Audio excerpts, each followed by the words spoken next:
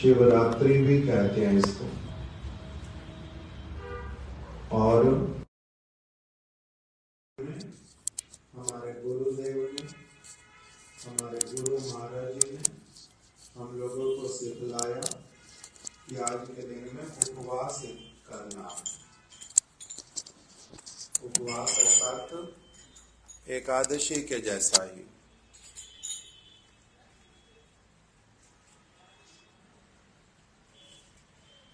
जिनके लिए संभव पर होता है वो संध्या तक निर्जला रहते हैं।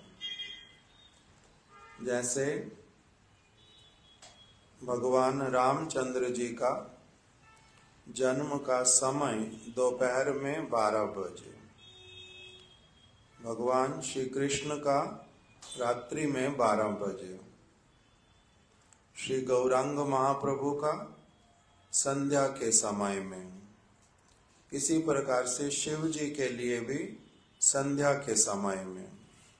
इसी समय ही ऐसे तो अभिषेक करना, उनको जल चढ़ाना किसी भी समय किया जा सकता, किंतु विशेष रूप में इसी समय संध्या के समय में ही उनका अभिषेक करने का विधान है।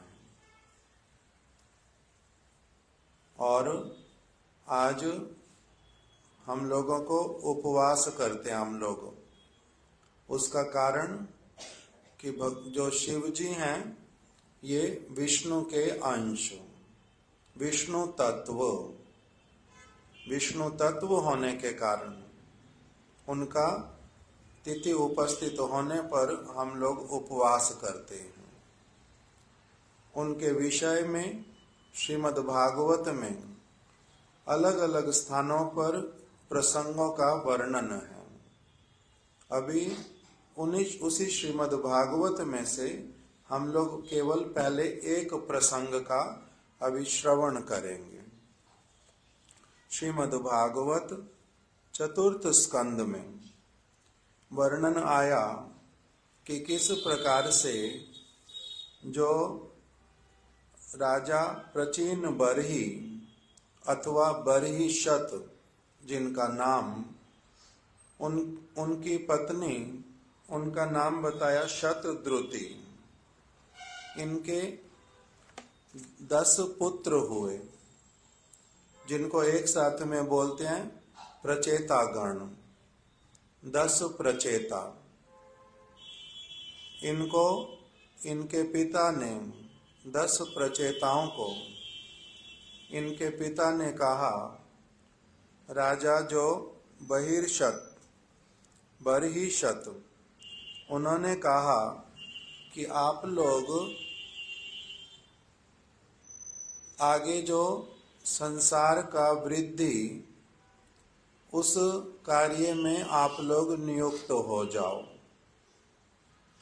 तो इन्होंने पहले अपने आप को धीर, स्थिर, पवित्र करने के उद्देश्य से कि पिताजी की आज्ञा हुई है संसार को आगे बढ़ाएं और विवाह इत्यादि करें, संतान को जन्म दें, तो इसीलिए उनकी आज्ञा पूरी करने से पहले हम लोग पहले पवित्र चित्त वाले हो जाएं, ताकि हमारा संसार जो है वो हमारे लिए बाधा स्वरूप ना बने, हमारे लिए केवल संसार में ही रमने वाला हमारे लिए गृहस्थ ना हो जाए। हम लोग पवित्र चित्त वाले हो जाएं, तब फिर संसार में प्रवेश करें, तब तो अच्छा होगा। इसी भावना के साथ में ये 10 के 10 प्रचेता जो हैं, ये भगवान हरि का भजन करने के उद्देश्य से अपने घर से चल पड़े और इन्होंने जाकर के समुद्र में प्रवेश किया। और इनकी माता जो है वो समुद्र की पुत्री, अर्थात ये अपने नाना जी के पास में समुद्र में ही वहां पर भगवान का भजन करने के लिए प्रवेश कर गए। और जब ये जा रहे थे अपने घर से, तब इनको मार्ग में भगवान शिव का दर्शन हुआ। शिव इनके सामने प्रकटित हुए और इन पर उन्होंने बड़ी कृपा की। इनको अच्छे से भगवान की भक्ति करने का उपदेश किया और इनको कुछ किस भावना के साथ में भगवान का भजन करना है वैसा उपदेश दिया। इस प्रकार से इनका बड़ी अच्छी प्रकार से भगवान हरि का भजन हुआ। सुखदेव गोस्वामी जब ये बातें बतला रहे हैं, तब परीक्षित महाराज जी ने उनसे प्रश्न कर लिया। परीक्षित महाराज जी ने कहा कि हे राजन, जो महादेव हैं शंकर जी, इनका साक्षात्कार तो साधारण लोगों को होता नहीं है। देहधारियों के लिए तो उनका दर्शन संभव नहीं है, बड़ा सुदुर्लभ है उनका दर्शन। औरों की तो बात क्या है, जो बहुत सारे मुनि जो संसार को पूरी तरह से छोड़ करके वन में भी रहते हैं, उनको भी तो इनका पवित्र दर्शन प्राप्त होता नहीं है। तब फिर किस प्रकार से जो निरंतर इनका ध्यान करते हैं, उनको भी सहज रूप में दर्शन नहीं मिलते हैं। ऐसे जो महादेव हैं, जो श्री हरि के सेवानंद में सब समय विभोर रहते हैं, ऐसे वाले महादेव ने उनको किस कारण से दर्शन दिया और उनको क्या उपदेश किए। जब प्रश्न किया तब उत्तर प्राप्त हुआ सुखदेव गोस्वामी जी से अथवा मैत्रेय जी से, विदुर जी को। उसमें उन्होंने उत्तर दिया कि देखो, जब ये लोग अपने घर से बड़ी एक अच्छी भावना लेकर के गए, ये जो प्रचेता थे 10 प्रचेता, ये किस प्रकार के थे, ये धर्म पारंगत थे, सदाचारी थे और अपने नाम के अनुरूप बड़े आचरणशील थे, आचारवान पुरुष थे। इसीलिए क्या हुआ कि ये जब अपने घर से चले, अभी समुद्र के निकट पहुंचे नहीं, मार्ग में ही इनको जो एक स्थान पर इन्होंने देखा बहुत सुंदर सरोवर है। बहुत सुंदर सरोवर को देख करके वहां पर ये लोग कुछ समय के लिए रुक गए।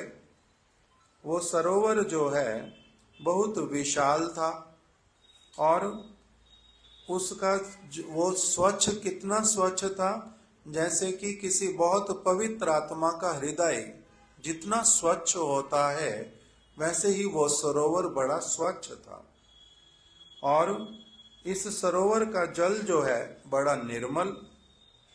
वहां पर बहुत से जो कमल, नीले रंग के, लाल रंग के और मेघ के वर्ण के बहुत प्रकार के कमल जो हैं उसमें सुशोभित हो रहे थे। और जो जल में रहने वाले पक्षी, हंस, सारस, चक्रवाक और कारंडव, ये सारे पक्षी जो हैं वहां पर बड़े उन्मत्त होकर के उस सरोवर में बड़ा मधुर कलरव कर रहे थे, कूजन कर रहे थे। वहां पर जो सारे वृक्ष थे अत्यंत शोभायमान, अनेक अनेक प्रकार के पुष्प चारों ओर लगे हुए थे, अत्यधिक सुगंधी थी। और मधुकर जो हैं भमरे, वो वहां पर गुंजार कर रहे थे।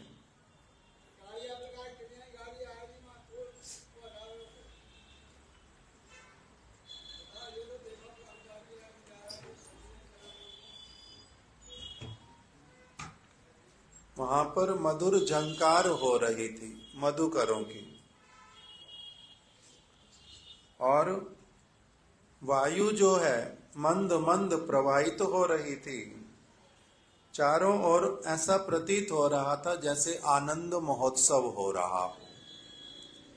वहीं पर ही उन प्रचेताओं को, वो लोग ऐसे बैठे थे, अभी तो थोड़ी ही देरी हुई थी, बहुत सुंदर वातावरण था, हृदय परम आनंदित था। उसी समय उनको बहुत जो मृदंग और पर्णवादी मृदंग की ध्वनि सुनाई देने लगी, उसी सरोवर के बीच में से, बीचों बीच मृदंग बज रहा है। पर्णव इत्यादि अर्थात जैसे हम लोग कांसर बजाते हैं या फिर करताल बजाते हैं, उस प्रकार के शब्द उनको सुनाई देने लगे। और उसी क्षण ही राग रागनियों के साथ में उनको मनोहर गीत सुनाई देने लगे, और वो गीतों की ध्वनि उनके कर्ण कुहरों में ऐसे प्रविष्ट हुई मानो कि अमृत कोई उनके कानों में उड़ेल रहा हो। उन्हें बड़ा आश्चर्य हुआ कि ये सरोवर, निर्जन स्थान, अत्यंत सुंदर है, ये तो ठीक बात, किंतु इसके बीचों बीच से इतने सुंदर राग रागनियां, गीत और साथ ही साथ में मृदंग, पर्णव इत्यादि की जो ध्वनि आ रही है, ये कहाँ से आ रही है? बड़ा आश्चर्य हुआ। इसी बीच उन्होंने देखा कि देवताओं में जो श्रेष्ठ त्रिलोचन भगवान शिव महादेव अपने अनुचरों के साथ उस सरोवर से बाहर आ रहे थे। उनके अनुचर कौन हैं? नंदी जी, उनके अनुचर पार्वती देवी, उनके साथ में गणेश जी और उनके अनेक परिकर, वो सभी उनके साथ में एकदम से उसी सरोवर में से प्रकटित हुए। किन्होंने देखा?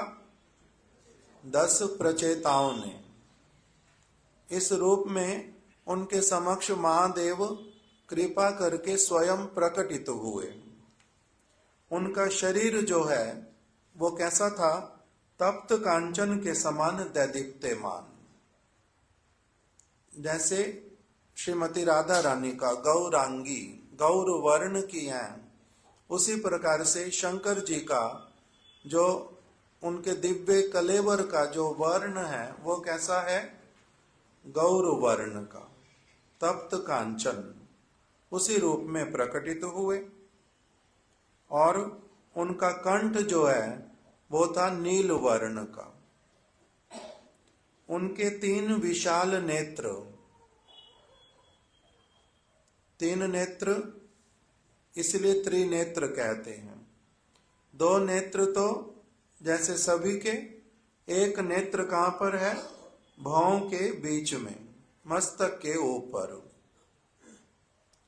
और वे भक्तों पर अनुग्रह करने के लिए उन्मुख हो रहे हैं।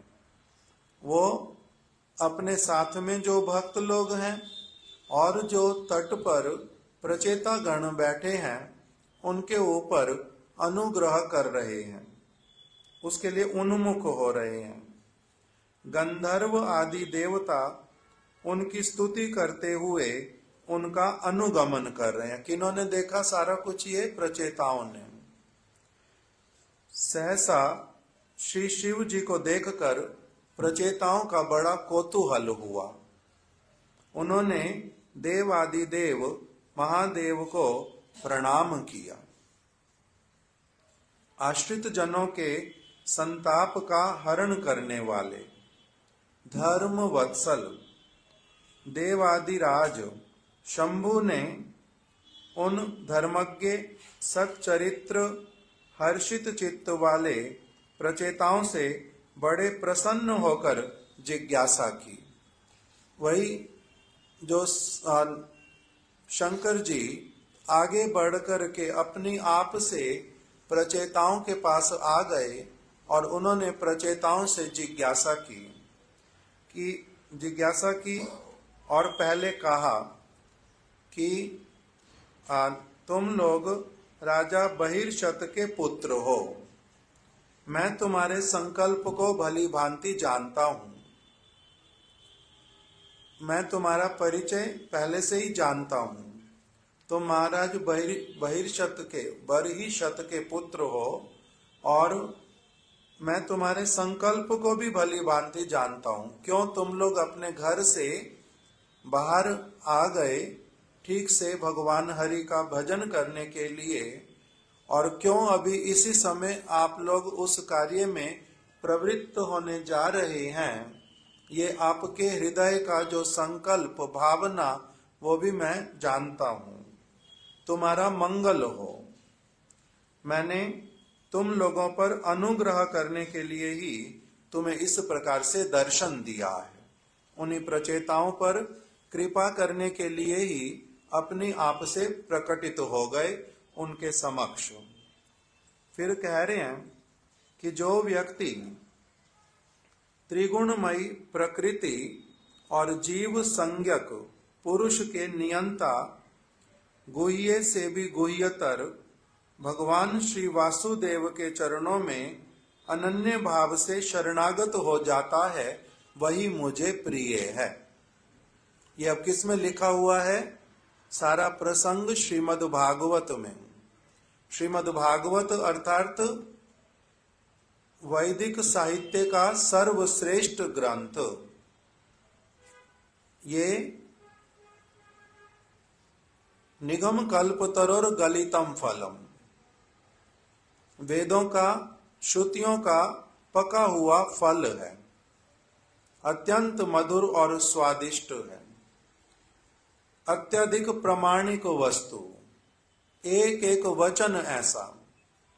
श्री चैतन्य महाप्रभु ने इस ग्रंथ का अत्यधिक आदर जो है वो जगत के लोगों को करना सिखलाया और स्वयं भी भागवत के उपदेशों को पूर्ण रूप में हृदयंगम किया, ऐसा आदर्श दिखलाया। तो इसी श्रीमद् भागवत में ही जो शंकर जी हैं वो स्वयं महादेव जी अपने मुख से क्या कह रहे हैं कि मेरे को जो ऐसे व्यक्ति जो भगवान वासुदेव के चरणों में अनन्य भाव से शरणागत हो जाते हैं, वही मेरे को क्या है, मुझे बहुत प्रिय हैं। दूसरा उन्होंने कहा कि मनुष्य जो हैं, जो इस जगत में केवल वर्णाश्रम धर्म का पालन करते हैं, वो लोग बहुत अच्छी तरह से अगर उसका पालन करते हैं तब उनको ब्रह्मा के पद की प्राप्ति होती है और उसके बाद और अधिक पुण्य होने पर वो मुझे प्राप्त करते हैं। किंतु जो लोग भगवान विष्णु के भक्त हैं, वे देह के अंत होने पर भगवान विष्णु की अर्थात कृष्ण की, राम जी की, नरसिंह भगवान की जो आराधना करते हैं, भगवान विष्णु के आराधक, इनका क्या होता है, वे देह के अंत होने पर प्रपंचातीत श्री विष्णु के पद को प्राप्त करते हैं। वो भगवान के चरण कमलों में पहुंचते हैं जो उनका भजन करते हैं। सारे आधिकारिक देवता और मैं, हम सभी श्री विष्णु के सेवक हैं। क्या कह रहे हैं? भागवतो अथ वैष्णवम पदम यथा अहम विबुद्धा कल्पायये, कि मैं भी और जितने समस्त आधिकारिक देवता हैं, हम सभी भगवान विष्णु के सेवक हैं। तुम लोग भगवान विष्णु के भक्त हो, तुम तो भगवान विष्णु की आराधना करते हो। उन्हीं के चरणों की विशेष रूप में आराधना करने के लिए अभी घर से बाहर आए हो। इसीलिए तुम लोग मेरे को बड़े प्रिय हो। मेरे को इतना प्रिय हो जितना कि मेरे को भगवान प्रिय है। जितना मेरे को भगवान हरि प्रिय हैं, उसी प्रकार से मेरे को उनके भक्त भी जो हैं उतने ही मेरे को प्रिय लगते हैं। और भगवान के भक्तों को भी मुझसे अधिक अन्य कोई प्रिय नहीं होता। भगवान के भक्त भी जो होते हैं वो मेरे प्रति भी क्या करते हैं, बड़ा उनका अच्छा भावना होता है, मेरे को वो बड़ा प्रेम करते हैं। फिर ये सारा कुछ बतला करके उन्होंने कहा, मैं तुम्हारे को एक बड़ा पवित्र, परम मंगलमय और चरम श्रेय की प्राप्ति के उपाय स्वरूप आज एक जप बतला रहा हूं। इसे किस प्रकार शुद्ध भाव से करना चाहिए तुम इसका श्रवण करो। तब महादेव जी ने 10 प्रचेताओं को भगवान का जो भक्ति किस भावना के साथ में करते हैं, उनको प्रार्थना क्या करते हैं, भगवान हैं कैसे, इसके विषय में उन्होंने यहाँ पर वर्णन किया। उसमें कहा, प्रचेताओं को पहले कहा कि देखो, मैं अभी तुम लोगों को अपनी आप से स्वेच्छा से प्रकटित होकर के ठीक ठीक रूप में भगवान हरि की कैसे आराधना करनी उसके विषय में मैं तुम्हें बतलाता हूं। तुम लोग क्या करो, हाथ जोड़ करके खड़े हो जाओ और ध्यान से मेरी बातों को सुनो। स्वयं भी शिव जी ने अपने हाथ जोड़ लिए, नेत्र बंद कर लिए, और जितने सारे उनके परिकर गण थे वो भी एकदम से शांत चित्त हो गए, और उन्होंने भी सबने हाथ जोड़ लिए और सभी श्रवण करने लगे कि शंकर जी हम लोगों को प्रचेताओं के माध्यम से अभी क्या सिखलाने जा रहे हैं। उसी में रुद्र जी ने कहा कि जब भगवान की आराधना करोगे तो भगवान को कहना कि हे भगवान, आप जो हैं श्रेष्ठ पुरुषों में भी आपका उत्कर्ष सबसे श्रेष्ठ है, और आप स्वानंद सुखद हैं। आप अपने आनंद में ही सब समय सुखी रहने वाले हैं, अतएव मुझे भी स्वा आनंद प्रदान प्राप्त हो। आपको नमस्कार है, आपको प्रणाम है। फिर कहा कि आप शांत हैं, आप निर्विकार हैं, आप स्वप्रकाश स्वरूप हैं, आप के नाभि देश से कमल उत्पन्न हुआ है, आप समस्त प्राणियों उनकी इंद्रियों के नियंता हैं, आप अव्यक्त हैं, आप अनंत हैं, आप ही संकर्षण हैं, आप ही प्रद्युम्न हैं, आप ही अनिरुद्ध हैं, आप सूर्य रूप में व्याप्त हैं, आपकी कभी वृद्धि और ह्रास नहीं होता। आपको नमस्कार है, पुनः पुनः नमस्कार है।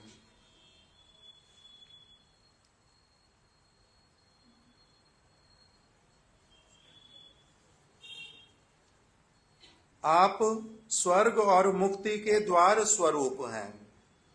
आप नित्य काल ही अंतःकरण में अवस्थान करते हैं। आपको नमस्कार है। आप देवता एवं पितरों के अन्न पोषक चंद्र स्वरूप हैं। आप वेदों के अधिष्ठाता हैं। आप सभी जीवों को तृप्त करने वाले हैं। आप ही पृथ्वी रूपी विराट पुरुष हैं। आप ही देह का बल, मन का बल और शारीरिक बल हैं। पहले अभिषेक करना, करो। मैंने पहले बोला सारा कुछ करके रख देना ये वाला। ना ना, ये वाली सारी चीजें उस टाइम बोलो तो पहले कर ले। अभी कितनी देर मेरे को बता दो ना, उस हिसाब से करो। 5 मिनट, ठीक।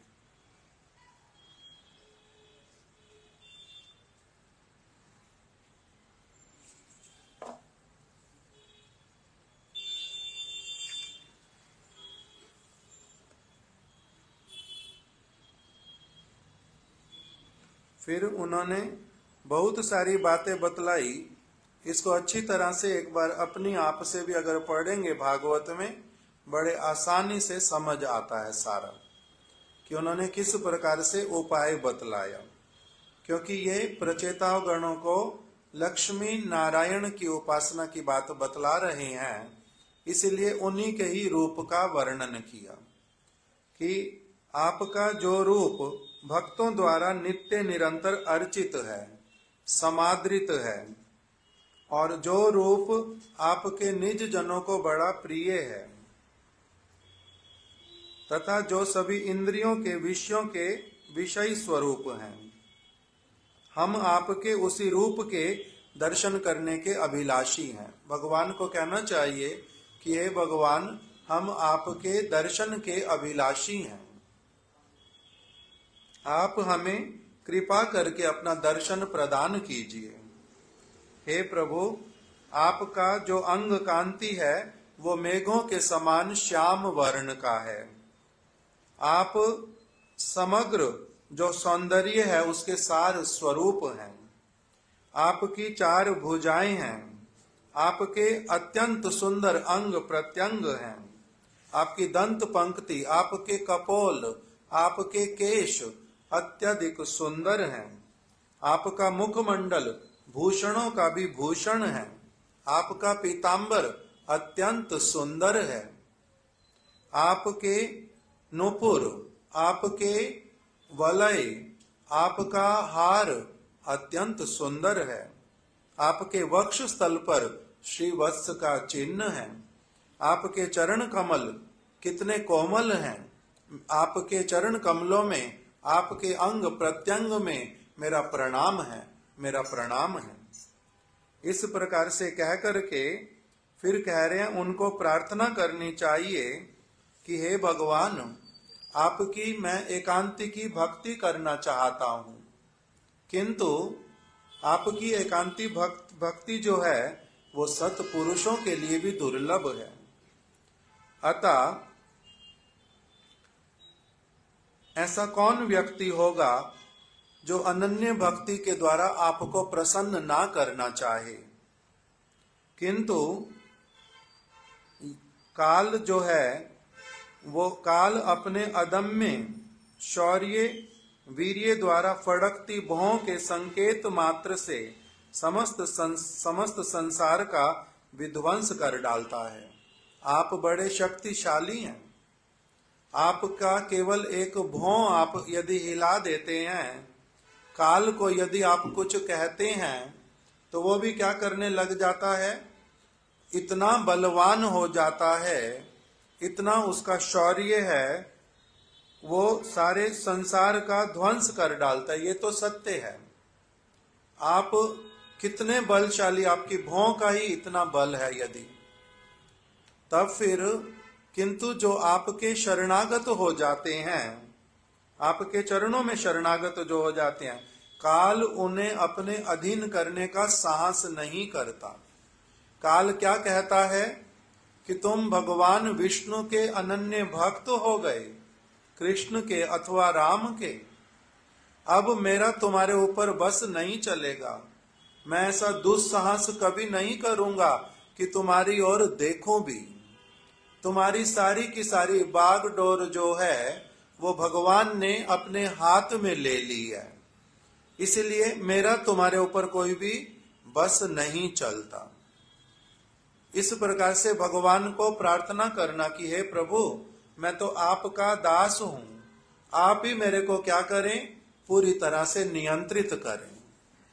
और फिर कह रहे हैं कि काल भी भक्तों का ध्वंस नहीं कर सकता, वो उनके ऊपर अपना प्रभाव दिखाने का दुस्साहस नहीं करता।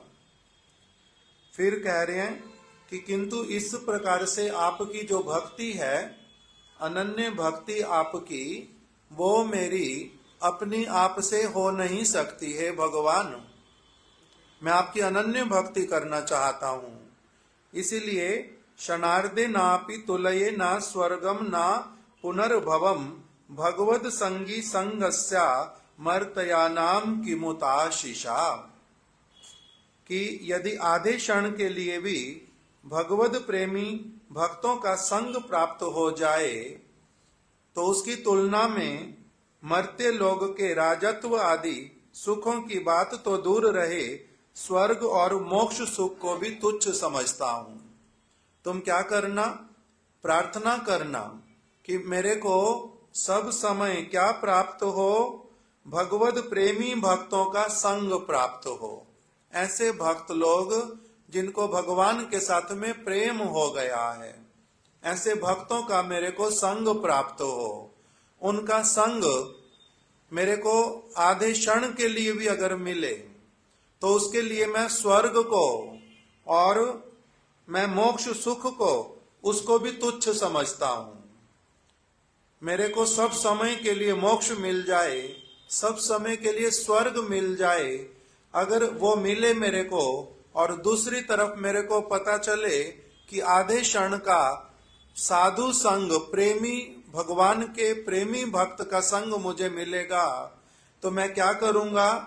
हे प्रभु, मैं प्रार्थना करता हूं कि मेरे को उस समय ऐसा विवेक देना कि मैं स्वर्ग को, मोक्ष को तिलांजलि दे करके मैं किस वस्तु को गुरुत्व दे पाऊं।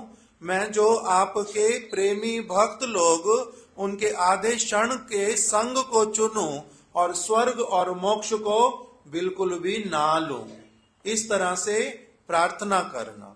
अभी हम लोग पहले अभिषेक कर लेते, फिर और आगे कथा श्रवण करेंगे। अभी कीर्तन करें। महादेव की जय। वृंदावन में 2 प्रसिद्ध मंदिर, एक का नाम गोपेश्वर महादेव, गोपीश्वर महादेव, और दूसरा बनखंडी महादेव।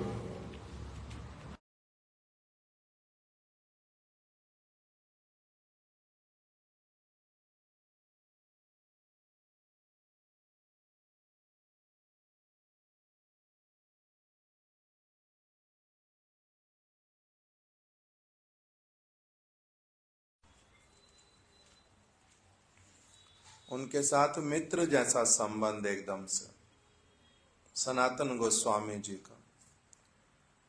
इसीलिए वृंदावन में जो गोपेश्वर महादेव, उसका हम लोग प्रातः काल नित्य प्रति जब मंदिर परिक्रमा, तुलसी परिक्रमा करते हैं, उसी में ही जब कहाँ से प्रारंभ करते हैं? जय राधे जय कृष्ण जय वृंदावन, श्री गोविंद गोपीनाथ मदन मोहन, श्याम कुंड राधा कुंड गिरि गोवर्धन, कालिंदी यमुना जय जय महावन, केशी घाट वंशी वट द्वादश कानन, जहाँ सब लीला कैला श्री नंद नंदन, श्री नंद यशोदा जय जय गोपगण, श्री दाम आदि जयो जयो धेनु वत्स गण, जय वृष भानु जयो कीर्तिदा सुंदरी, जय जय जय पौर्णमासी जय आभिर नागरी, जय जय गोपीश्वर वृंदावन माज, जयो जयो कृष्ण सखा बटु द्विज राज, जय राम घाट जय रोहिणी नंदन, जय जय वृंदावन वासी जतो जन, जय द्विज पत्नी जय नाग कन्या गण, ते जहारा पाइला गोविंद चरण, श्री रास मंडल जय जय राधा श्याम, जय जय रास लीला सर्व मनोरम, जय जय उज्ज्वल रस सर्व रस सार, पार किया भावे जहाँ ब्रजे ते प्रचार। श्री जानवा पाद पद्म करिया स्मरण, दीन कृष्ण दास कहे नाम संकीर्तन।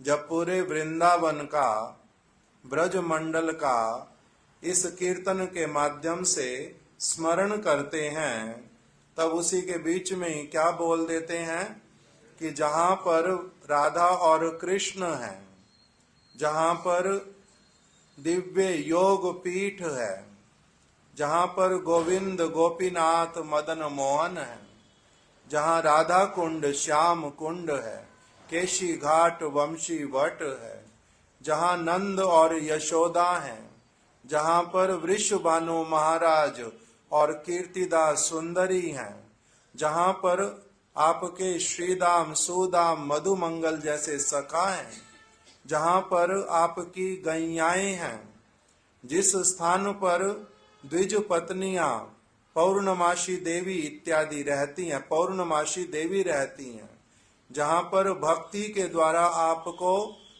कालिया की जो पत्नियां, नाग पत्नियां प्राप्त करती हैं, जिस स्थान पर आपका रास मंडल है, जहां पर वंशी वट है, जहां पर पार किया भाव है, जहां आप परम आनंदित रहते हैं, उस स्थान पर कौन है? जय गोपेश्वर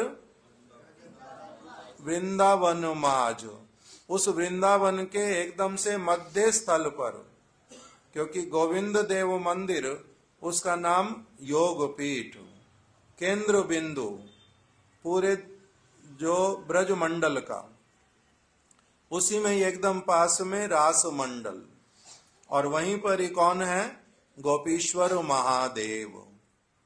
तो इसलिए वृंदावन में वो गोपीश्वर महादेव, और इन्हीं का ही नाम गुरुदेव कहते हैं क्या है? सदाशिव। भागवत में भी जो हम लोग एक और प्रसंग पढ़ेंगे अष्टम स्कंद में, जहां पर वर्णन आया समुद्र मंथन हुआ, और जहां पर फिर विष का प्राकट्य हुआ, प्रजापतियों ने जाकर के सदाशिव के निकट में प्रार्थना की कि आप कृपा करके हम लोगों की रक्षा कीजिए, विष का आप पान कीजिए।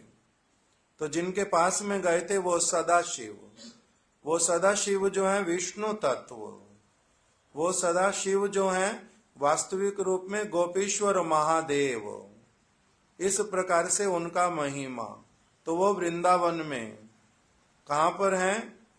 एकदम से वंशी वट के पास में, जमुना जी का तट, वंशी वट एक और, जमुना जी वंशी वट, दूसरी ओर उनका गोपीनाथ जी, तीसरी ओर उनका गोविंद देव मंदिर, चारों ओर वो केंद्र बिंदु में एकदम से वहां पर विराजित।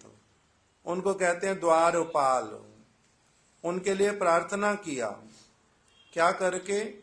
शिला विश्वनाथ चक्रवर्ती ठाकुर ने स्वरचित संकल्प कल्प द्रुम में प्रार्थना की, वृंदावना अवनी पते जय सोम सोम मौले, सनक सनंदन सनातन नार देड्या, गोपीश्वरा ब्रज विलासी युगांग्रि पद में, प्रेमा प्रयच्छ निरुपाधि नमो नमस्ते। उनको प्रार्थना की कि आप कौन हैं? वृंदावनावनी पते। वृंदावन जो नाम है जिस स्थान का, वृंदावन का मतलब पूरा ब्रज मंडल, वहां की जो दिव्य लीलामयी जो भूमि है, अप्राकृत चिन्मय भूमि, वृंदावनावनी पते। आप वहां पर क्या हैं? उस स्थान का सब प्रकार से रक्षा करने वाले। अवनी पते, वृंदावनावनी पते, जय सोम सोम मौले। जय सोम, हे सोम आपकी जय हो। सोम का मतलब सा उमा, उमा के साथ में, हे उमापति, इसलिए सोम शब्द का अर्थ होता है सा उमा, उमा के साथ में जो सब समय विराजित। आपकी शक्ति जो है वो कौन है? उमा है।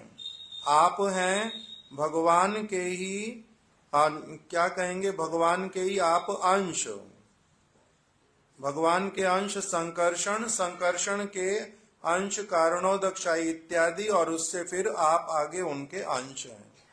इसी प्रकार से आपके साथ जो उमा देवी हैं वो भी कौन है?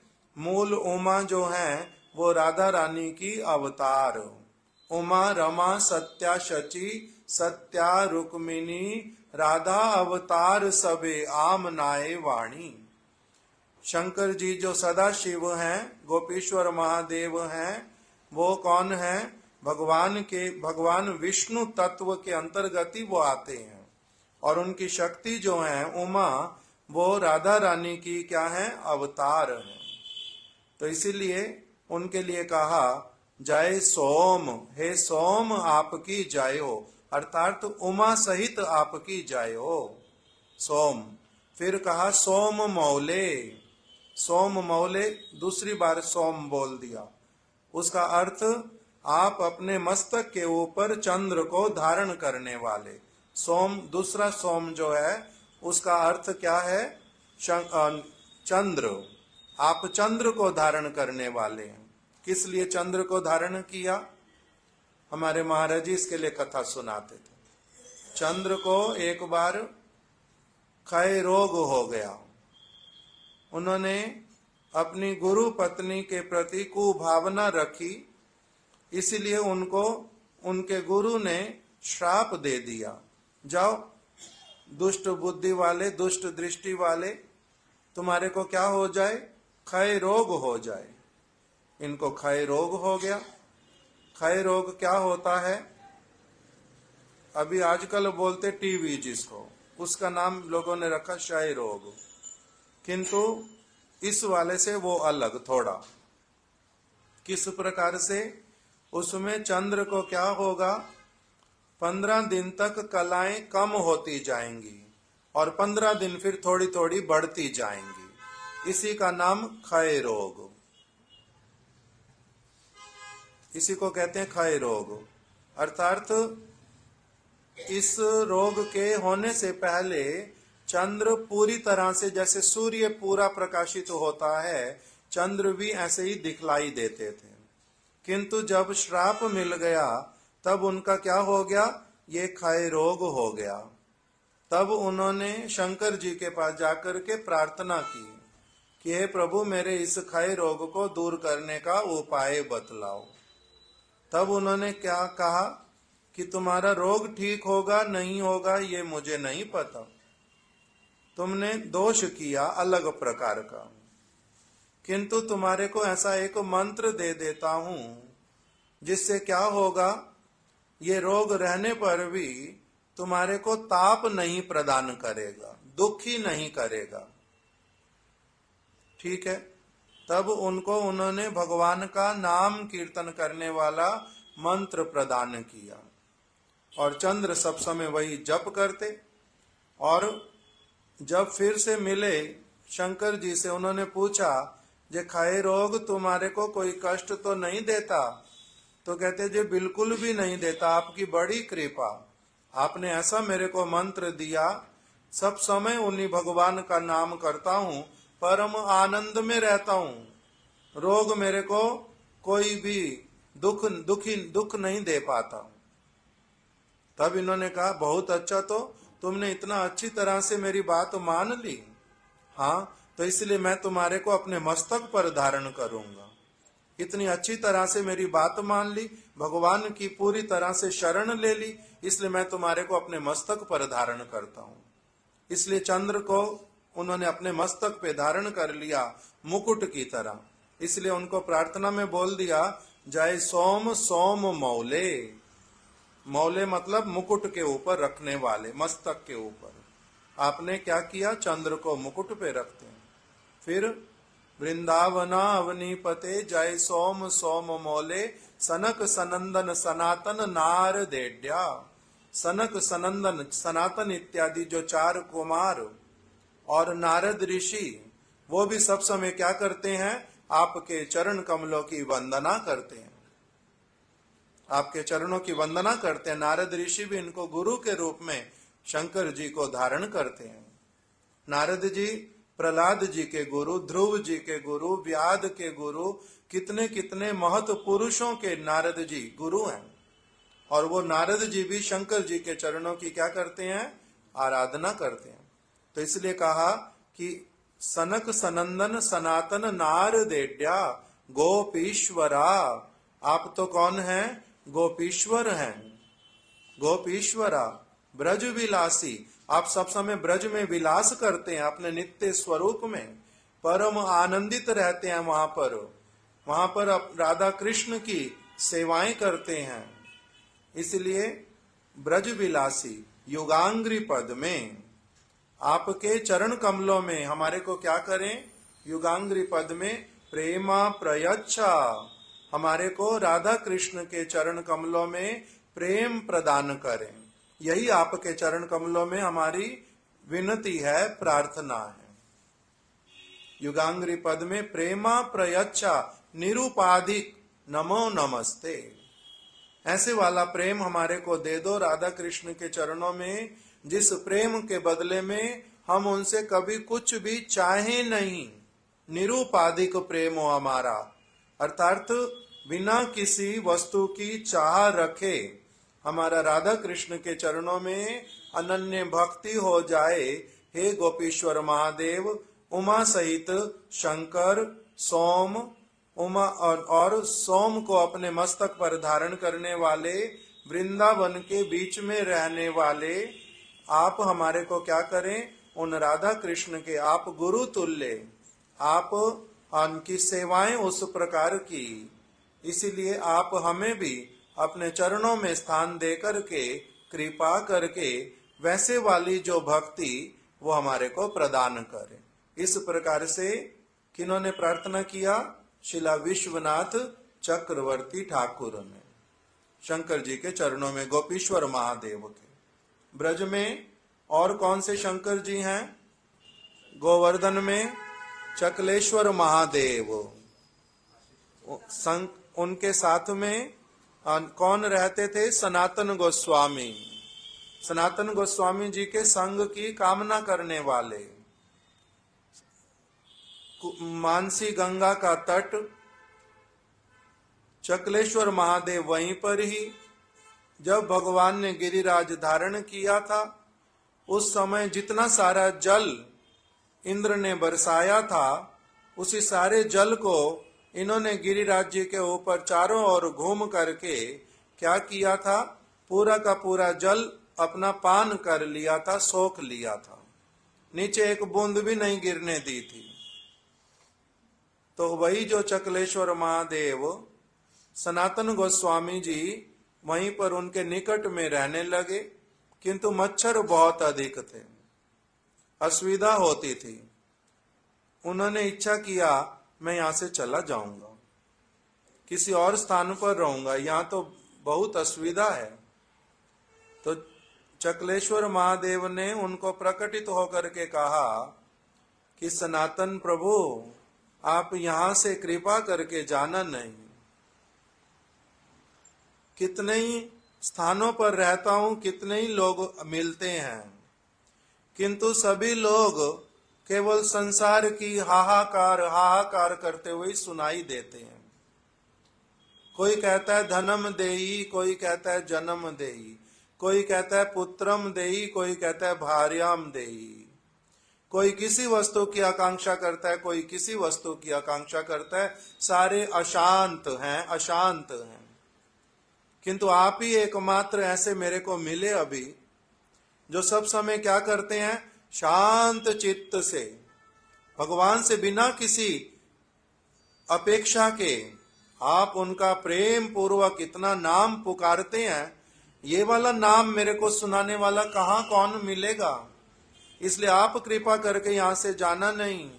मैं ऐसे वाली व्यवस्था कर देता हूं कि इस क्षेत्र में जहां पर आप हैं, यहां पर मच्छर आएगा ही नहीं, प्रवेश ही नहीं करेगा, मैं स्वयं उसकी व्यवस्था करूंगा। किंतु मेरे को कानों में सब समय के लिए क्या मिले? यही अमृतमय नाम जो आप करते हैं इतना प्रेम से, वो सुनने में मेरा जैसा आनंद और किसी वस्तु में मेरा आनंद नहीं होता। गुरुदेव हम लोगों को लेके जाते थे रंगेश्वर महादेव, हमारे मठ के एकदम पीछे, बिल्कुल पीछे। जब परिक्रमा ब्रजमंडल प्रारंभ होती, सबसे पहला स्थान मथुरा में जाते थे हम लोग, रंगेश्वर महादेव। वहीं पर गुरुदेव कथा सुनाते थे कि रंगेश्वर जो हैं ये कैसे वाले हैं। देखो, कंस ने इनका बड़ा आराधना किया, किंतु वही कंस जो है कृष्ण से विरोध कर बैठा। तो ये शंकर जो हैं उनकी वास्तविक रूप में रक्षा करते हैं, उनको प्रेम देते हैं। जो क्या करता है? उनके प्रभु संकर्षण की, उनके प्रभु राम की, उनके प्रभु कृष्ण की आराधना जो करता है उसको तो ये प्रेम प्रदान करते हैं। और यदि कोई केवल इनकी आराधना करता है और इनके आराध्य राम अथवा संकर्षण अथवा कृष्ण की अवहेलना करता है, तो ये उसका क्या करते हैं? किसी भी प्रकार से उल्टी नजर से उसको देखते तक भी नहीं है, रक्षा करने जाने की तो बात ही क्या। इसलिए कंस मारा गया। कहां पर मारा गया था? वहीं रंगशाला में, रंगेश्वर महादेव के एकदम सामने। अभी भी वो टीला है, वहीं पर अखाड़ा है अभी, वहीं पर ही कंस का वध हुआ था। उसने वही स्थान क्यों चुना था? कि मेरे आराध्य देव शंकर यहाँ पर विराजित हैं, अगर कोई भी चीज हुई वो मेरी अवश्य ही रक्षा करेंगे। किंतु शंकर जी ने उनकी रक्षा नहीं की। क्यों? क्योंकि जैसे कोई व्यक्ति, मान लो मेरे से कोई स्नेह करे और मेरे गुरुदेव को गाली निकाले, तो क्या उससे मित्रता रहेगी? उससे तो मित्रता होती नहीं। तो शंकर जी सब समय क्या करते हैं? अपने हाथ में माला पकड़ करके पंचमुखे राम नाम जपे त्रिपुरारी, उनके हाथ में माला है और 5 मुख होकर के, अर्थात बड़े आनंद के साथ में एकदम से, ऐसे कि जैसे उनके 5 मुख हों, बड़े उच्च स्वर से प्रेम पूर्वक सब समय भगवान के नाम उच्चारण करते रहते हैं। इस प्रकार का शंकर जी का रंगेश्वर महादेव वहां पर दूसरे महादेव हैं भूतेश्वर महादेव, तीसरे हैं ना गोकर्णेश्वर भी नहीं, गोकर्णेश्वर वो 4 में नहीं आते। पिपलेश्वर महादेव जमुना जी के तट पर, विश्राम घाट के बिल्कुल निकट में पिपलेश्वर महादेव। और एक है वो गोकर्णेश्वर महादेव, गायत्री तपोभूमि के बिल्कुल पास में। जैसा भी हो, तो वहां पर ये महादेव, नंदग्राम में नंदीश्वर महादेव, गोकुल में चिंताहरण महादेव, इस प्रकार के। और नंदग्राम में आशीषेश्वर महादेव, ये सारे महादेव ब्रज में। किंतु वहां पर अधिकांश लोग जो वैष्णव सारे उनकी आराधना किस रूप में करते हैं? कि ये हम लोगों को राधा कृष्ण के चरणों में प्रेम प्रदान करेंगे, ये उनके चरणों की सेवा करने वाले, इस प्रकार से उनकी आराधना करते हैं। तो हम लोग जो बात श्रवण कर रहे थे भागवत में से, प्रचेताओं को, 10 प्रचेताओं को शंकर जी ने क्या किया? अपनी आप से उनको दर्शन दिया, क्योंकि वो भगवान हरि की भक्ति करना चाहते थे अच्छी तरह से। इसलिए इन्होंने स्वयं आकर के उनको दर्शन भी दिया, उपदेश भी किए, उनको मंत्र दिया और उनको कहा उषा काल में, प्रातः काल में नित्य प्रति आप क्या करना? इन्हीं भावनाओं के साथ में जो मैं तुम्हें दे रहा हूं, इस मंत्रों का तुम जप करना, अवश्य ही तुम्हारे को भगवान हरि जो हैं वो पूर्ण रूप में कृपा करेंगे। उनको क्या कहा था? अंतिम श्लोक जो हमने सुना उसमें पहले कहा कि आप, हे भगवान, आपकी एकांतिक भक्ति जो है वो सत्पुरुषों के लिए भी दुर्लभ है। किंतु अब मेरी कामना हो गई है कि मैं आपकी वही वाली भक्ति करूं जो अहेतु की भक्ति है, प्रेममयी भक्ति है। यही वाली प्रार्थना करना और फिर उनको कहना कि ये वाली भक्ति किंतु मेरे अपने बल से प्राप्त मुझे नहीं हो सकती। मेरे को आपके भक्तों का जो संग है वो मिले और मैं उसका जैसा महिमा, उसका जैसा गुरुत्व, उसको उसी प्रकार का गुरुत्व दे पाऊं। मेरे को भूल करके भी मेरा चित्त स्वर्ग को ना प्राप्त करने की कामना कर ले, मोक्ष को आपके देने पर भी मोक्ष को ग्रहण ना कर ले, उस समय आप कृपा करके मेरा साथ देना। जैसे ध्रुव महाराज जी ने कहा, ध्रुव महाराज जी जब भगवान के से वर लेकर के आ गए तब उन्होंने क्रंदन किया बहुत अधिक कि मेरे जो ग्रह हैं, नक्षत्र हैं, विधाता हैं, देवता जो हैं, ये सभी लोग मेरे लिए, इनका मेरे से ईर्ष्या हो गया, इनका मेरे से द्वेष हो गया। इन्होंने देखा मैं इनसे आगे बढ़ रहा हूं बहुत अधिक, इसलिए इन्होंने मेरी बुद्धि को जो है वो घेर लिया। और उस समय जैसा भगवान ने कहा मैंने स्वीकार कर लिया कि ठीक है प्रभु, आपकी यदि इच्छा कि मेरे को बहुत समय राज्य में रहना है तो मैं स्वीकार करता हूं। तो मैंने स्वीकार क्यों किया था? मेरी बुद्धि को उस समय किसने इस प्रकार से मेरे को घेर लिया था? किसने घेर लिया था? मेरा दुर्भाग्य उत्पन्न हुआ।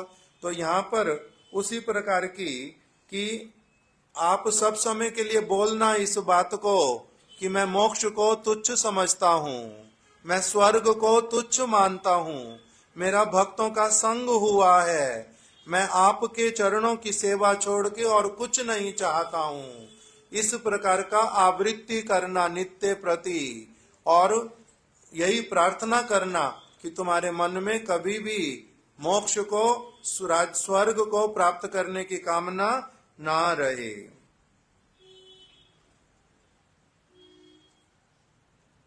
इस प्रकार के उनको उपदेश दिए बड़े सुंदर सुंदर।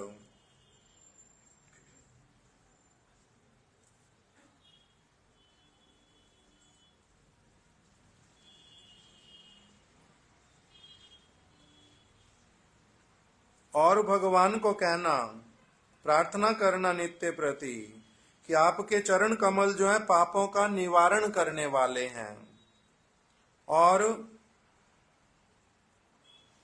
आंतरिक रूप से आपके यश रूपी तीर्थ में और बाह्य रूप से गंगा आदि तीर्थों में स्नान करके जिनके मानसिक एवं शारीरिक सभी पाप धुल गए हैं और जिनके राग द्वेष से रहित अंतःकरण में सरलता आदि सद्गुणों का निवास है, आप ऐसी कृपा करो हे भगवान, मेरे को नित्य निरंतर उन भक्तों का ही संग प्राप्त हो। ऐसा यदि मेरे को संग प्राप्त हो जाए तभी आपकी वास्तविक कृपा मानूंगा। क्या प्रार्थना की? कैसे वाले भक्तों का संग हो? पहले बताया था प्रेमी भक्तों का, अब इसमें बतलाया ऐसे भक्त लोग जिनके सारे पाप जो हैं वो धुल चुके हैं, उनके हृदय में अब कोई पाप नहीं रहा। क्यों? क्योंकि आपके चरण कमलों का सब समय वो उसी में वास करते हैं। इससे आपके चरण कमल कैसे हैं? पवित्रता प्रदान करने वाले।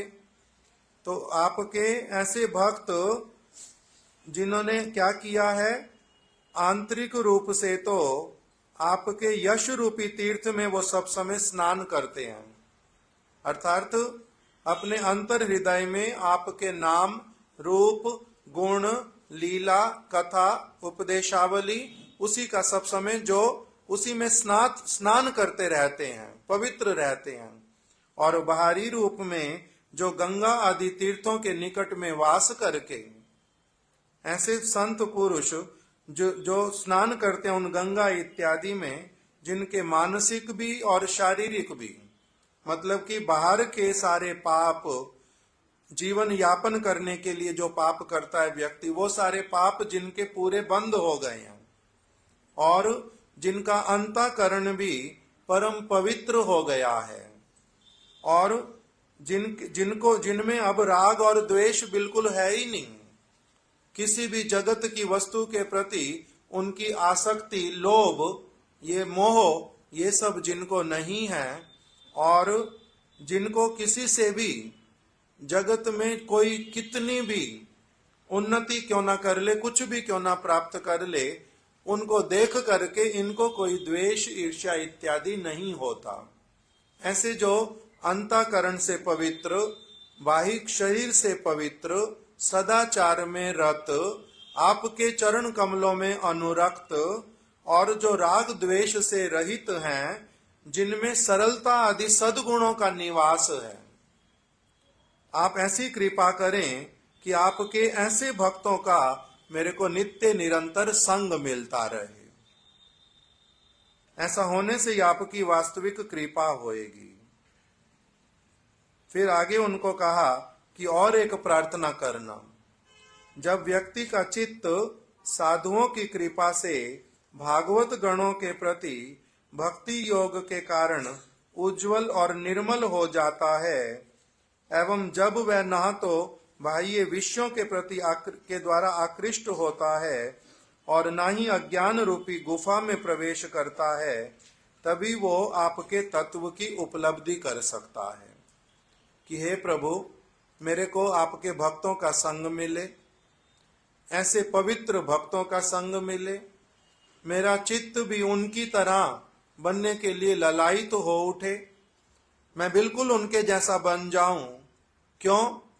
क्योंकि नहीं तो आपके तत्व को भी मैं समझ नहीं पाऊंगा, आपको प्राप्त तो कैसे करूंगा।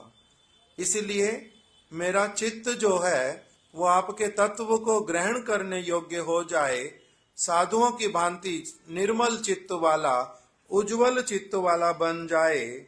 मेरे को ना तो जगत के बाहरी विषयों के प्रति कोई आकर्षण हो और ना ही अज्ञानता में फंस करके मैं कोई भी काम करूं, तभी मैं आपके तत्व को उपलब्ध कर पाऊंगा। आप मेरे ऊपर ऐसी कृपा करो कि साधुओं के संग में ये प्रवृत्ति मेरी प्रबल रूप में आकर के सफलता मंडित हो जाए। ऐसी प्रार्थना करना नित्य प्रति। इस प्रकार से उनको सारा कुछ इन्होंने समझाया और अंत में कहा कि देखो राजकुमारों, तुम क्या करो, जो भी कोई व्यक्ति, तुम तो क्या, कोई भी और व्यक्ति जो उषा काल में उठकर श्रद्धा पूर्वक हाथ जोड़ करके इस स्तोत्र को सुनेगा अथवा किसी दूसरे व्यक्ति को सुनाएगा, तो वो क्या हो जाएगा, सब प्रकार के कर्म बंधनों से मुक्त हो जाएगा। हे राजकुमारों, मैंने पुरुषोत्तम परमात्मा श्री हरि का यह स्तव तुम्हें सुनाया है। तुम लोग एकाग्र चित्त से इसका जप करते रहना। यही इसी प्रकार की भावनाओं के साथ में प्रार्थना करते हुए तुम क्या करना, अपना दिन व्यतीत करना, तुम्हारे को अभिष्ट फल की अवश्य ही प्राप्ति होएगी। ये सारा कुछ अब किसने सुना दिया? शंकर जी ने, रुद्र ने स्वयं प्रकटित हो गए प्रचेताओं के समक्ष। प्रचेताओं ने कामना की थी, हम भगवान हरि का भजन करेंगे, उनकी शरण लेंगे।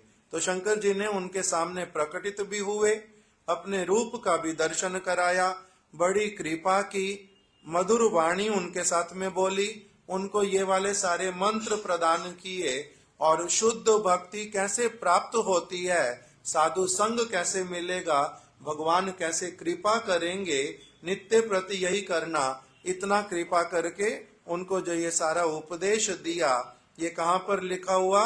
श्रीमद् भागवत में। सुखदेव गोस्वामी सुना रहे हैं, मैत्रेय ऋषि ने विदुर को सुनाया, सुखदेव गोस्वामी ने परीक्षित महाराज जी को सुनाया। इस प्रकार से यहाँ पर शंकर जी ने अपने हृदय की जो वास्तविक वार्ता, उसको उन्होंने प्रकटित कर दिया कि भक्त मेरे को कैसे प्रिय हैं, हरि का जो भजन करना चाहता है उसके प्रति मैं कैसे संतुष्ट होता हूँ, और किस प्रकार से भगवान हरि की आराधना करने के लिए जो चेष्टा करता है वो मेरे को बहुत प्रिय होता है। इस प्रकार से उन्होंने हरि के भक्तों का महिमा और स्वयं भी मैं हरि भक्ति में सब समय रत रहता हूं, इस प्रकार का अपने हृदय का उन्होंने वार्ता कह करके सुनाया। ये हमने एक प्रसंग अभी पूरा किया। अभी हम बीच में थोड़ा सा हमारे रमणी मोहन प्रभु जी से कुछ कथा श्रवण करेंगे। आप नहीं लेट हो रहे, देखो 9:05 पे समाप्त कर दूंगा, चिंता नहीं करो। 9 बजे तक तो बोला हुआ है ना, करेंगे या नहीं? बोला हुआ है 9 बजे तक तो करना। मैं बोलूंगा, आप नहीं बोलना चाहते? क्यों? बोलो।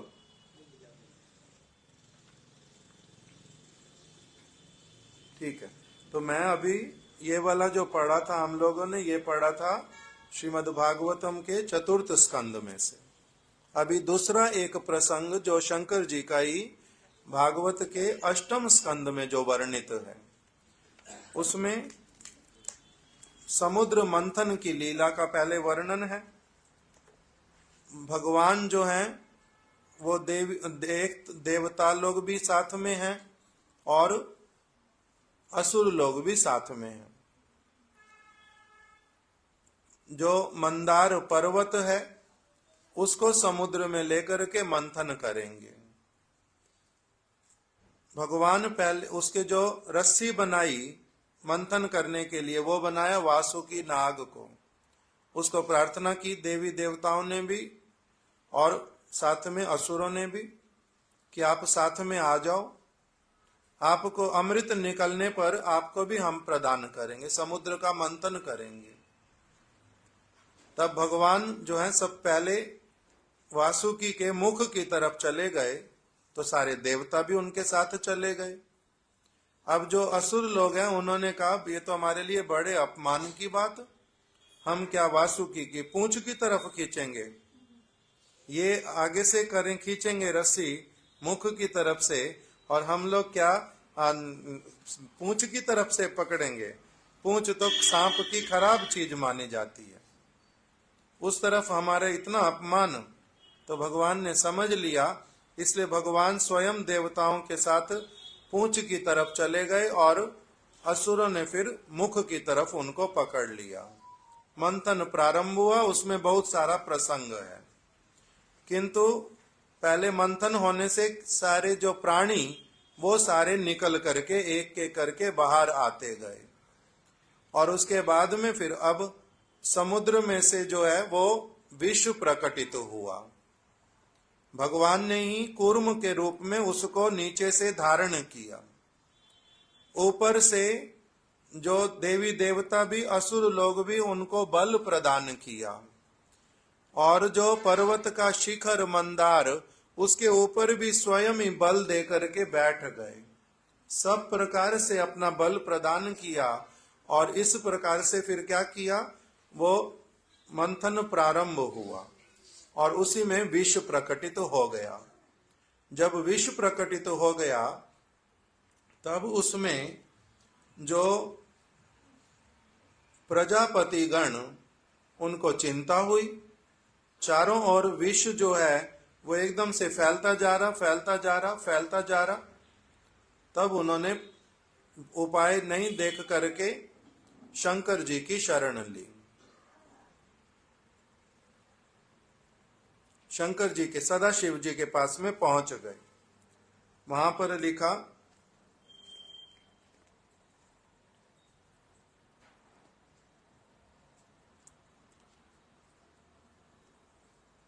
तद उग्र वेगम दिशि दिश्यु पर यधो आरक्ष्यमाणा शरणम सदाशिवम। हे राजन, अत्यंत उग्र वह विष समुद्र के ऊपर नीचे तथा चारों दिशाओं में फैलने लगा। यह देखकर सभी प्रजागण और प्रजापति भयभीत होकर और किसी का आश्रय ना पाकर सदाशिव की शरण में गए। प्रजापति लोग सदाशिव की शरण में चले गए। वहां पर शिव जी जो हैं देवी पार्वती के साथ कैलाश पर्वत पर विराजमान थे और तीनों लोगों की समृद्धि की कामना कर रहे थे। तीनों लोगों की समृद्धि की कामना कर रहे थे।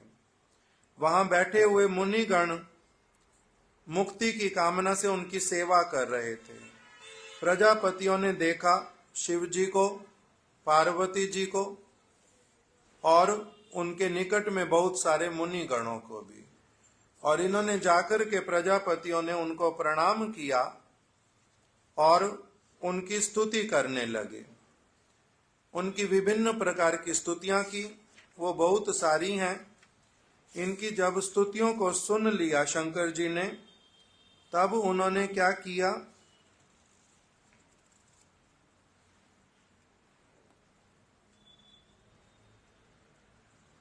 उन्होंने स्तुतियों में एक बात बोली। स्तुतियां बहुत सारी, उसमें से मैंने केवल एक या दो जो उनके श्लोक हैं उसको पढ़ करके रखा। उन्होंने कहा कि आप जो हैं, आप आत्मा राम जीवन मुक्त जो महापुरुष हैं, वो भी आपके चरण कमलों का निरंतर ध्यान करते हैं। विश्व को जो बड़े हित उपदेश देते हैं, ऐसे वाले जो विद्वद जन हैं, वो भी आपके चरण कमलों का निरंतर ध्यान करते हैं। आप स्वयं जो हैं बड़ी अच्छी तरह से भजन में रत रहते हैं, किंतु देवी उमा के साथ में वास करते हैं। और कभी कभी आप क्या करते हैं, शमशान में भी जाते हैं और वहां की जो हरि भक्तों के शव की जो राख होती है, भस्म, उसको भी आप अपने अंगों पर मल लेते हैं। तो इस प्रकार के आपके आचरण को देख करके देवी उमा को आप अपने गोदी में बिठा लेते हैं और आप शमशान की भस्म को लेकर के अपने अंगों पर लगाते हैं। अपने गले में सर्पों की माला पहन लेते हैं, मुंड उठाकर के अपने गले में धारण करते हैं। इस कारण से बहुत सारे लोग आपके तत्व को समझ नहीं पाते। वो आपको अपवित्र मानते हैं कोई लोग, कि आप शमशान की राख लगाने वाले, सब समय शव की राख को लगाने वाले, इसलिए आपको अपवित्र मानते हैं। किंतु आप वैसे वाले हैं नहीं। आप किसके शव की राख को लगाते हैं अपने अंगों पर? जो सब समय भगवान हरि का भजन करता है, उसकी देह के जल जाने पर, राख बन जाने पर भी आप उनको बड़ा पवित्र मान करके उस राख को अपने अंगों पर लगाते हैं। मुंड माला किसकी धारण करते हैं आप? जो भगवान का, राम का, कृष्ण का सब समय नाम उच्चारण करता है, जिनका मुख, उनकी मुंड को, उनके मस्तक को लेकर के आप क्या करते हैं? हड्डियों को अपवित्र माना जाता, कोई छूना भी चाहता नहीं। किंतु आप उन लोगों को समझाते हैं कि भक्तों की देह भगवान के लिए बड़ी पवित्र है, अप्राकृत वस्तु है। वो हड्डी के रूप में दिखाई देने पर भी साधारण हड्डी जैसी नहीं है, वो पूजनीय है, कंठ में धारण करने योग्य है। इसलिए आप भक्तों की जो मुंड है उसकी माला बना करके गले में धारण करते हैं। आप उमा देवी को अपने ऊपर गोदी में बिठा लेते हैं, नग्न अवस्था में भी। आपके भीतर में काम उत्पन्न होता है, ऐसा जिस दुष्ट व्यक्ति के मन में आता है, उसको क्या अपनी बुद्धि के ऊपर लज्जा तक नहीं आती कि जो काम, जो वो स्वयं निर्लज, काम में लिप्त रहने वाला भोगी व्यक्ति, वो बोल रहा है भगवान के जो अंश हैं सदा शिव जी, उनमें साधारण काम की वो कोई वांछा, कोई उसमें आरोप कर रहा है, उसको लज्जा भी नहीं आती इस प्रकार के व्यक्ति के विषय में कोई वार्तालाप करते हुए। इस प्रकार से उन्होंने स्तुति की कि कामदेव आपको देखने मात्र से भस्म हो जाता है और आप में काम का कभी प्रवेश होगा। ये किस प्रकार से कोई दुष्ट व्यक्ति अपनी बुद्धि से केवल मात्र चिंतन भी कर सकता है, उसके मन में आ भी कैसे सकती ये बात? क्या उनको लज्जा नहीं आती? इस प्रकार से इन्होंने कहा कि वो लोग कहते हैं आप उग्र हैं, आप हिंसक हैं, किंतु वे निर्लज निश्चित रूप से आपकी लीला को जान नहीं पाते कि आपका किस प्रकार का चरित्र, वो इस वस्तु को नहीं जान पाते। सुखदेव गोस्वामी जी ने कहा परीक्षित महाराज को, परीक्षित, भगवान शंकर जो हैं वो समस्त जीवों के हितकारी हैं, समस्त जीवों के हित करने वाले हैं।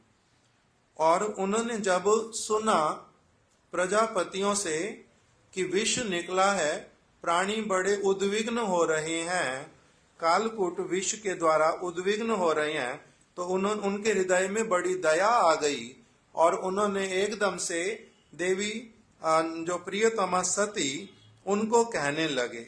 श्री शिव जी ने कहा, श्री शिव उवाचा अहो बत भवान ये तत् प्रजानाम पश्ये वैश्यसाम। हे भवानी अहो देखो तो सही, क्षीर सागर के मंथन से कालकूट उत्पन्न हो गया, विष उत्पन्न हो गया और प्राणियों पर तो बड़ी भारी विपत्ति आ पड़ी है। ये जो प्राणी है ये तो जीना चाहते हैं, मरना नहीं चाहते हैं, और प्रजा का भय निवारण करना मेरा कर्तव्य है।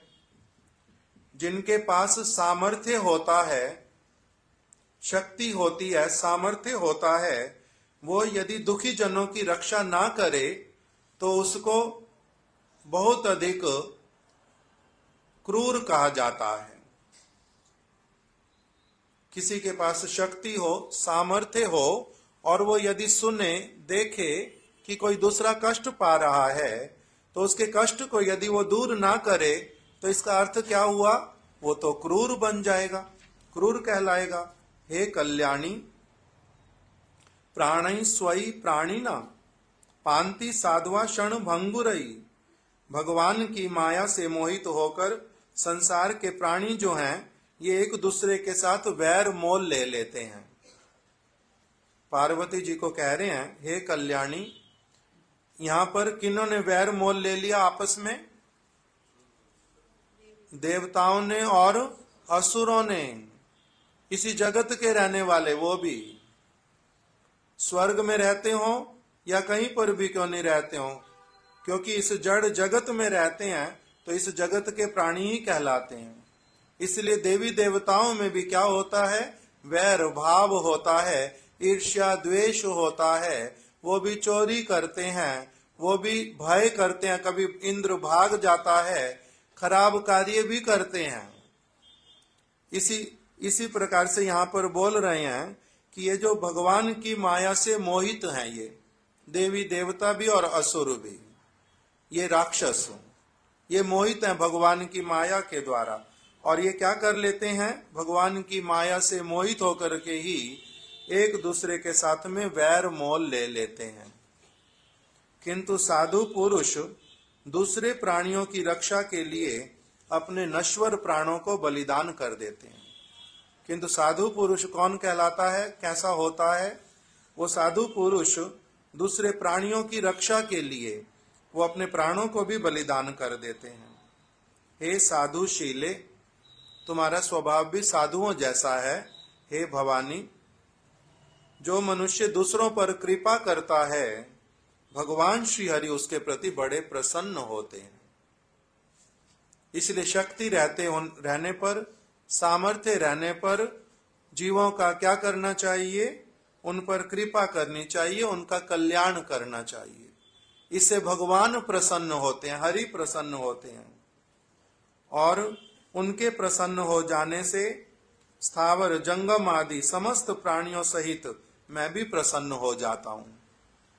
शंकर जी कह रहे हैं कि यदि एक मनुष्य दूसरे पर कृपा करता है तो उससे क्या होता है? भगवान हरि उससे प्रसन्न होते हैं, मैं भी उससे प्रसन्न हो जाता हूं, सारे प्राणी प्रसन्न हो जाते हैं।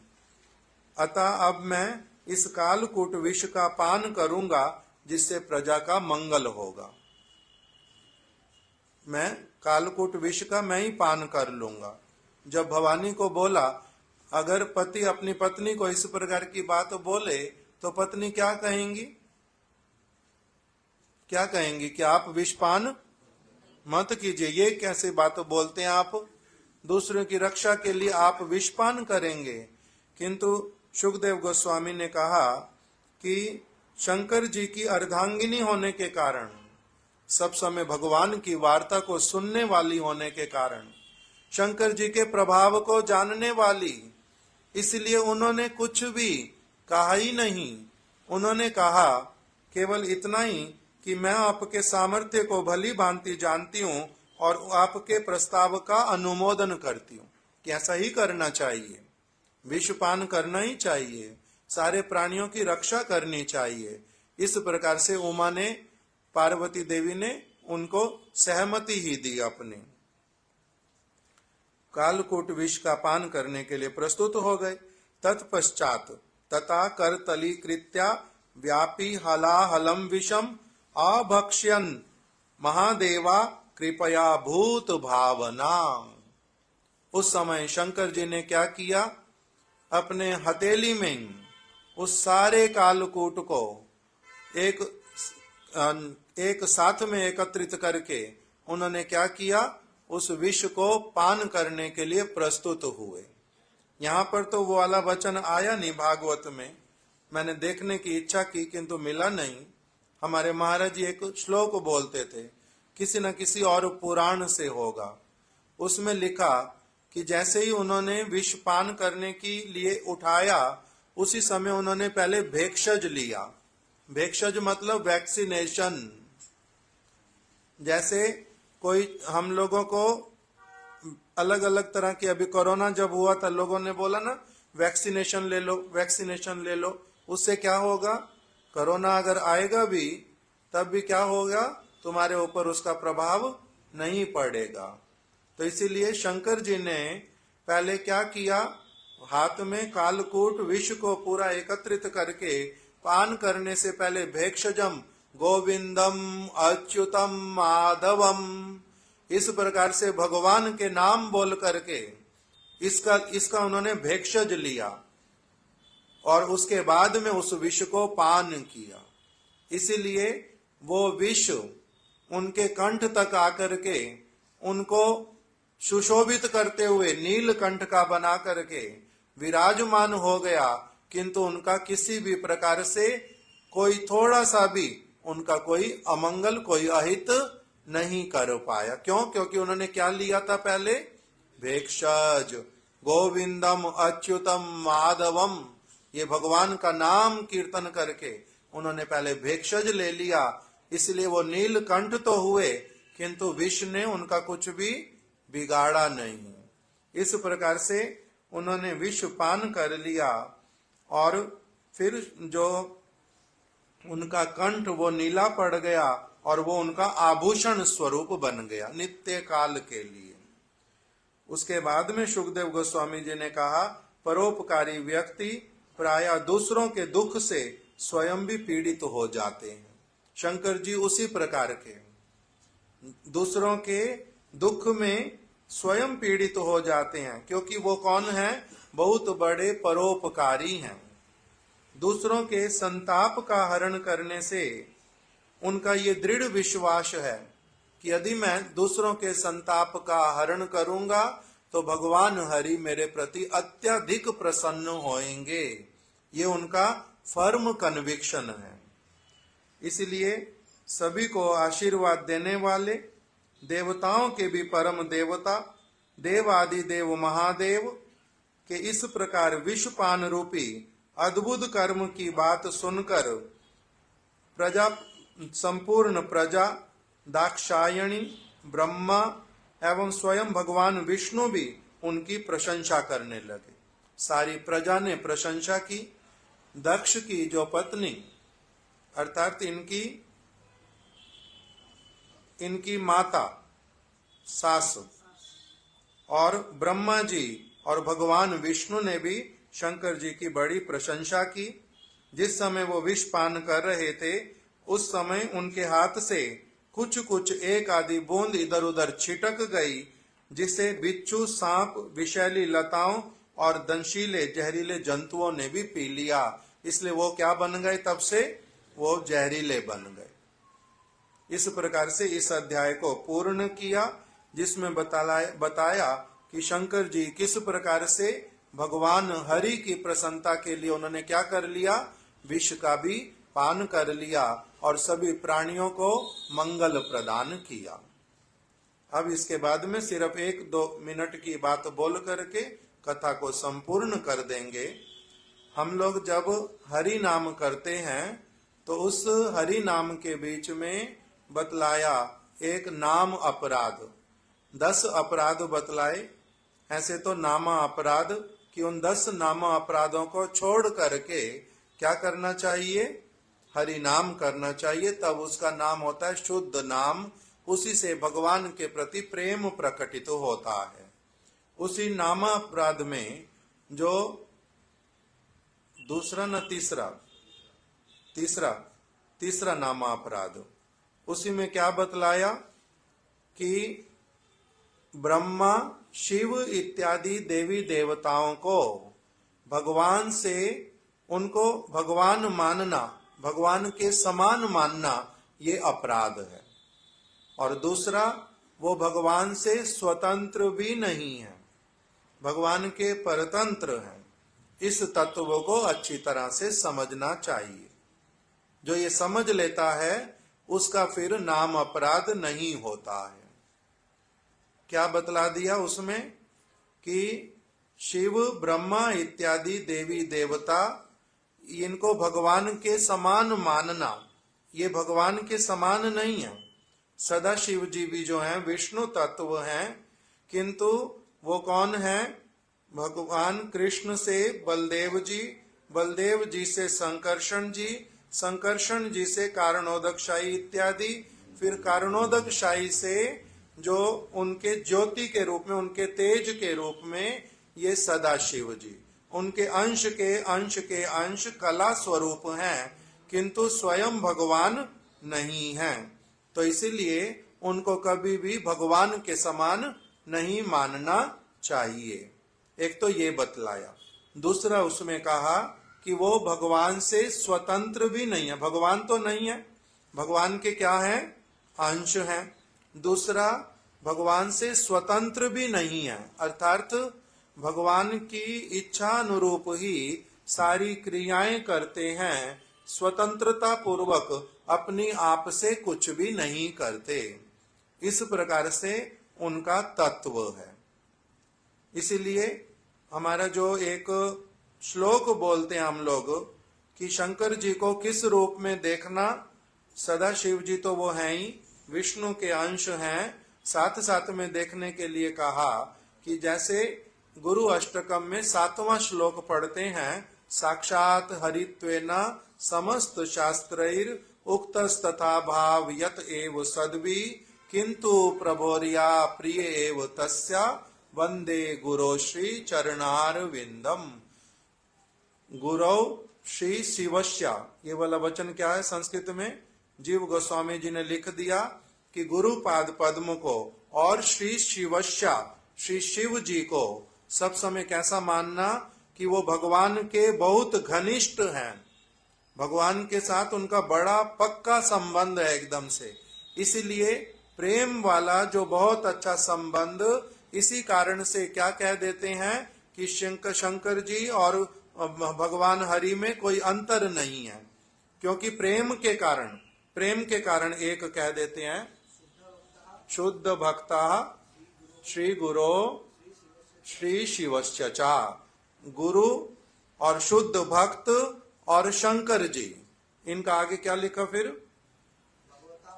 भगवता सहा, भगवान के साथ अभेद दृष्टिम, ये अभिन्न है, अभेद है इनमें, किस भावना से, तत्र प्रियतमत्वेता, उनके साथ में उनकी प्रियता के कारण। जैसे दो मित्र जो हैं बड़े अच्छे एकदम से बहुत घनिष्ठ मित्र हैं, और उनका कोई एक, उनमें से एक का कोई पुराना मित्र वो मिलने आया। अब जिससे मिलने आया वो वाला मित्र है ही नहीं, दूसरा वाला था। तो उसको पूछता है वो कब आएगा, वो बोलता है वो तो 2 दिन के बाद में आएगा। तो मैं तो 2 दिन रह नहीं सकता, मैं उसके लिए उपहार लाया था। तो कहते हैं भाई वो तो 2 दिन के बाद में आएगा। तब फिर कोई तीसरा व्यक्ति आसपास में घूम रहे थे, अरे भाई पागल है, सामान लाया है तो इसी को ही दे देना, इसको देना उसको देना, एक ही बात है। तो कहते कैसे एक बात है, ये अलग व्यक्ति वो अलग व्यक्ति, किंतु इनका हृदय जो है इतना एक है कि इसलिए इनको सारे लोग क्या बोलते हैं, ये तो दोनों एक ही हैं। इसी प्रकार से शंकर जी, गुरु जी और शुद्ध भक्त, उनको भगवान के साथ में उनका इतना अधिक प्रेम है, इतना अधिक हृदय से हृदय का मिलन है, इसीलिए उनको एक कह देते हैं। किंतु वास्तविक रूप में कृष्ण जो है वो है भगवान, और शंकर जी जो हैं उनके अंश होने पर भी उनकी सब समय सेवा करने के लिए ललायित रहते हैं। 5 मुख से भगवान का नाम करते हैं, अपने मस्तक पर उनका चरणामृत धारण करते हैं, और उनके भक्तों की रज को लेकर के, उनके भक्तों के जो भस्म है उसको लेकर के अपने आप को पवित्र मानते हैं। सब समय वंशीवट पे वास करते हैं, रास लीला में सेवा करना चाहते हैं। इस प्रकार का उनका चरित्र है। आज उनकी शुभ आविर्भाव तिथि, आज शिवरात्रि, शिव चतुर्दशी, वैष्णवीय रीति के अनुसार शुद्ध शिव चतुर्दशी आज के दिन में ही।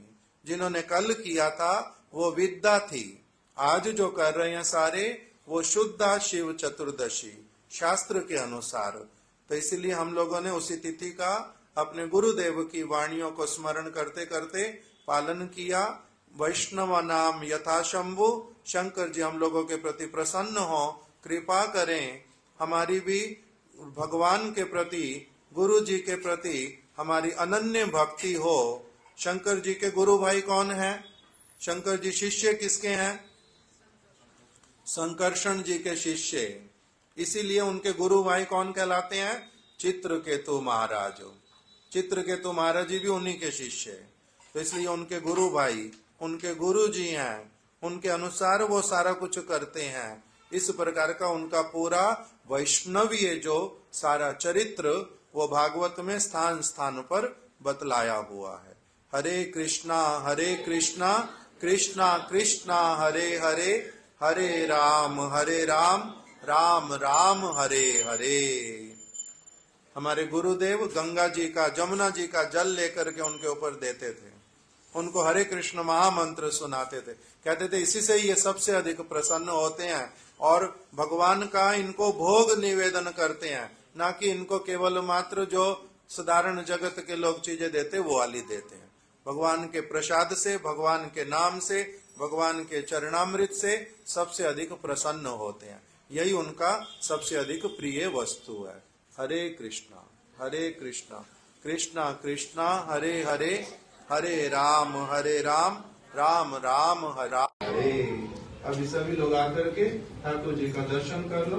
आरती तो हम लोगों ने 6:15 बजे कर ली थी। अभी सभी लोग सिर्फ दर्शन कर लो, प्रणाम कर लो, फिर ऊपर जाकर के